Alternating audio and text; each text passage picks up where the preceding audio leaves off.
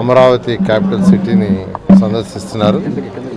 మొదట ఏదైతే ప్రజావేదికని గత ప్రభుత్వం కూల్చేసిందో ఫస్ట్ అక్కడ స్టార్ట్ చేసి కూల్చేసిన ప్రజావేదికని ప్రజల కోసం కట్టిన ప్రజావేదికని ఆ రోజు కూల్చివేయడం జరిగింది నిర్దాక్ష్యంగా.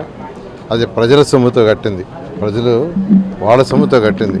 అందువల్ల ఫస్ట్ దాన్ని విజిట్ చేసి అక్కడి నుంచి యాక్చువల్గా ఫౌండేషన్ స్టోన్ ఎక్కడైతే వేసామో ఆ రోజు ప్రైమ్ మినిస్టర్ గారు రావటం, మోడీ గారు వారి ద్వారా ఫౌండేషన్ స్టోన్ వేయించాము. ఫస్ట్ ఆ ప్రాంతాన్ని విజిట్ చేసి అక్కడి నుంచి ఎమ్మెల్యేలు, ఎంపీలు, ఎమ్మెల్సీలు, తర్వాత వచ్చి మినిస్టర్లు, తర్వాత వచ్చి జడ్జెస్ ఆ క్వార్టర్స్ విజిట్ చేయటం. అక్కడి నుంచి మళ్ళా అధికారుల కోసం నిర్మించిన ప్రిన్సిపల్ సెక్రటరీస్ కావచ్చు, డైరెక్టర్స్ కావచ్చు, కమిషనర్స్ కావచ్చు, డిఫరెంట్ గ్రేడ్ ఆఫీసర్స్కి అవన్నీ కూడా కంప్లీట్గా కవర్ చేసి తర్వాత ఏదైతే చివరగా సిఆర్డిఏ ప్రాజెక్ట్ ఆఫీస్ని చివరిగా విజిట్ చేయటం జరుగుతుంది. దాని మీద సిఆర్డీ ఆఫీస్ దగ్గర ప్రెస్ మీట్ ఉంటుంది. సిఆర్డీ ఆఫీస్ దగ్గర ఆ విధంగా యాక్చువల్గా ఈ యొక్క ప్రోగ్రాం రేపు డిజైన్ చేయడం జరిగింది. సరే, పనులు ఎప్పుడు ప్రారంభమవుతున్నాయి, ఎక్కడి నుంచి ప్రారంభం చేయబోతున్నారు?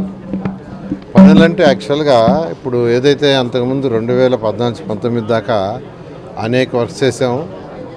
అయితే అవన్నీ కొన్ని డ్యామేజ్ చేశారు. వీళ్ళు రకరకాల రోడ్లు అయితే తవ్వేస్తున్నాయి. వీటిలన్నింటినీ ఫస్ట్ కమిటీలు వేసి ఫస్ట్ వాటి యొక్క డ్యామేజ్ అవన్నీ ఎస్టిమేట్ చేయాలా.